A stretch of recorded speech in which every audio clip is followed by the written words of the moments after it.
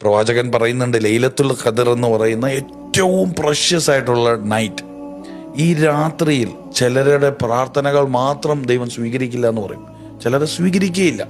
അതിലൊരു വിഭാഗത്തെക്കുറിച്ച് പറയുന്നത് പൊരുത്തപ്പെട്ടു കൊടുക്കാത്തവരാണ്. കുടുംബ ബന്ധങ്ങളിൽ പ്രയാസങ്ങളുണ്ട്, അവർക്ക് പൊരുത്തപ്പെട്ടു കൊടുക്കാതെ വിരോധം മനസ്സിൽ സൂക്ഷിക്കുന്നവരെ അവരെ സ്വീകരിക്കില്ല. നോമ്പ് പിടിക്കാത്തവരെ സ്വീകരിക്കില്ലെന്നല്ല പറഞ്ഞത്. വേറൊരു മനുഷ്യനെ കുറിച്ച് വിരോധം ഉള്ളിൽ കൊണ്ട് നടക്കുന്നവനെ, അവൻ്റെ പ്രാർത്ഥന ഞാൻ സ്വീകരിക്കില്ല.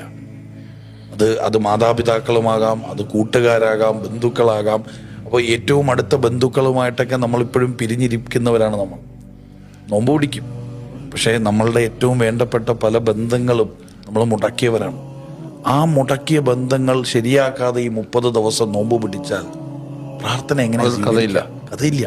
അപ്പൊ എന്താ ചെയ്യേണ്ടതെന്ന് ഈ പോഡ്കാസ്റ്റ് കാണുന്ന നമ്മളെ സ്നേഹിക്കുന്ന എല്ലാ ലീഡേഴ്സും അവരുടെ വീടുകളിൽ ഏറ്റവും അടുത്ത സർക്കിളിൽ എത്ര പേരുമായി ഞാൻ പിണങ്ങിയിരിപ്പുണ്ട്, ജസ്റ്റ് ഒന്ന് വിളിക്കുക. ഹൃദയം തൊട്ട് പോയി കാണാൻ സാഹചര്യമില്ലാത്തവരെ വിളിക്കുക. ചിലപ്പം ഞാനായിരിക്കും തെറ്റിയത്, അങ്ങനെ പൊരുത്തം ചോദിക്കുക.